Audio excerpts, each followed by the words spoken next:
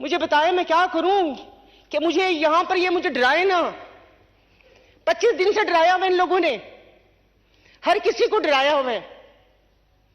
Phone پہ بات کرتی کسی سے, رکھو فون پہ بات نہیں کرو. ارے فون پہ بات نہ کروں تو کیا کروں میں, کیا کسی سے بات نہیں کر سکتی؟ تو میں یہاں پر کہنا چاہتی ہوں کہ بھائی محب وطن ہے. میری پارٹی کو تو ان سب لوگوں نے بولا ہوا کہ تم لوگ تو ان کی گود میں بیٹھے ہوئے ہو, تم لوگ تو پرو فیڈریشن ہو.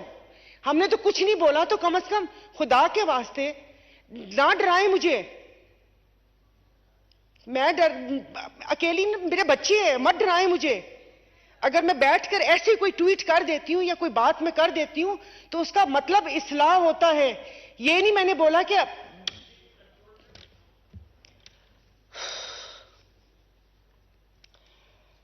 پتہ نہیں, اب تو بولنے کو بھی دل نہیں کرتا ان کو. تو اسپیکر صاحب, جہاں ملک کی حالت ہے, چلیں ٹھیک ہے, روٹی, بجلی, گیس, سب کی پریشانی سہ لیں گے, کوئی بات نہیں.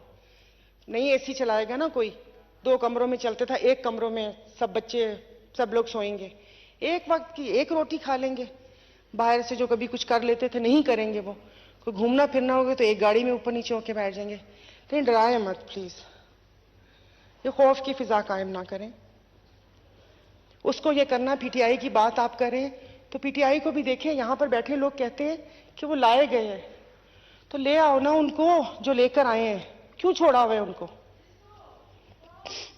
نو cross talk please, know cross talk please.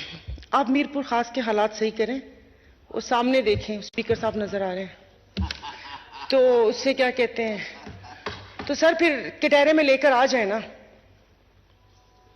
ابھی ایک استحکام پاکستان پارٹی بن گئی, جن کے بارے میں اب کہہ رہے ہیں کہ ہم مل کے پاکستان کو استحکام و دوام بخشیں گے. میں نے تو یہی سنا تھا کہ انہوں نے کہا تھا وہ اے ٹی ایم ہے. میں نے تو یہی سنا تھا کہ اون چودھری ڈرگ ڈیلر ہے. میں نے تو یہ سنا تھا فواد چودھری لوٹا ہے, علیم خان بلڈر مافیا ہے, زمینیں وہ کرتے ہیں. یہ سب کیسے استحکام بخشیں گے؟ مجھے بھی تو بتائیں نا, مجھے بھی تو بتائیں نا کیسے استحکام بخشیں گے. کہ وہ ابھی پتا چلا کسی پی سی بی کے چیئرمین پہ ہو رہا تھا, ان کی فیکٹری سیل کر دی. مجھے اس دن پتا چلا کہ ان کی شوگر مل ہے. سارا سینٹ تو بلڈر سے بھرا ہوا ہے, ٹوبیکو مافیا بھی ادھر ہے. آج یہاں بات کر رہے تھے ٹوبیکو کی, تو میں نے کہا شاید پتہ نہیں لڑائی ہو گئی ہے ان سے. بلڈرز, کانٹریکٹر سب موجود ہیں وہاں پر. تو پھر کل کو یہاں پر بھی آ جائیں گے. جو کرنا ہے کر لیں, کیونکہ جو بھی اگر آپ صحیح کریں گے یا غلط کریں گے اس کا حساب آپ لوگ خود آپ دیں گے.